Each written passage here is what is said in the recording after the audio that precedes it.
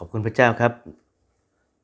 วันนี้พระพรออฟเดอะเดย์พบกับพี่น้องแล้วก็นำพระวจนะของพระเจ้าเพื่อจะเป็นกำลังใจและหนุนใจพี่น้องนะครับจากพระธรรมสดุดีบทที่92ข้อที่1ข้อที่2นะครับสดุดี92ข้อ1ข้อที่2พระคัมภีร์ได้กล่าวกับเราว่าเป็นการดีที่จะขอบพระคุณพระยาเวห์ข้าแต่องค์ผู้สูงสุดที่จะร้องเพลงสดุดีพระนามของพระองค์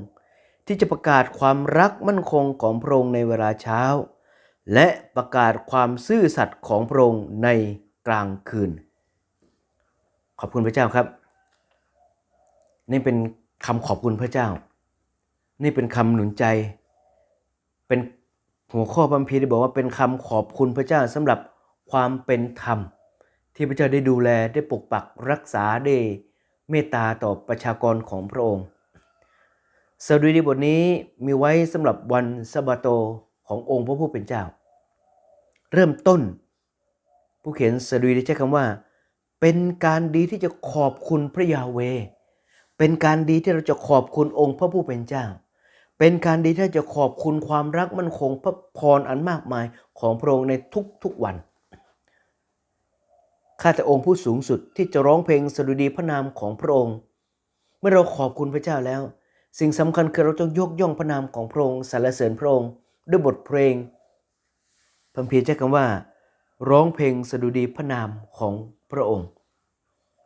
ในสถานการณ์แบบนี้ในช่วงเวลาแบบนี้ในสิ่งที่เรากำลังเผชิญกันอยู่เราพบกันอยู่เรากำลังต่อสู้กันอยู่เรากำลังเดินไปมุ่งหน้าไปสู้กับสิ่งที่กำลังเกิดขึ้นในสังคมโลกนี้อยู่พี่น้องครับเป็นการดีที่เราจะขอบคุณพระเจ้าในทุกอย่างบางคนเจอกับสถานการณ์วิกฤตอย่างมากขอบคุณพระเจ้าที่พระเจ้าให้เราได้เรียนรู้สิ่งเหล่านี้บางคนเพิ่งผ่านพ้นวิกฤตนั้นมาขอบคุณพระเจ้าที่พระเจ้าได้นำและอยู่ด้วยบางคนกำลังจะมุ่งไป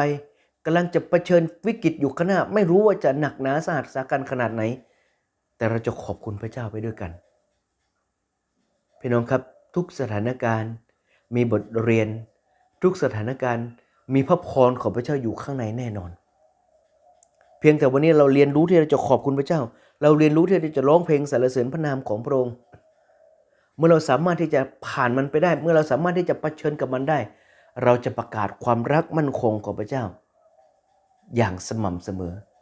ผู้เขียนสดุดีใช้คำว่าที่จะประกาศความรักมั่นคงของพระองค์ในเวลาเช้าและประกาศความซื่อสัตย์ของพระองค์ในเวลากลางคืนนั่นแสดงว่าพระเจ้าอยู่กับเราทั้งกลางคืนทั้งกลางวันทุกเวลาทุกที่ทุกสถานที่ที่เราไปทุกสถานการณ์ที่เราเผชิญอยู่พระเจ้าอยู่ที่นั่นพระเจ้าร่วมไปกับเราเจ็บปวดใช่ไหมพระเจ้าเจ็บปวดไปกับเราชื่นชมยินดีและพระพรจากพระเจ้าใช่ไหมพระเจ้าก็ชื่นชมยินดีไปกับเรา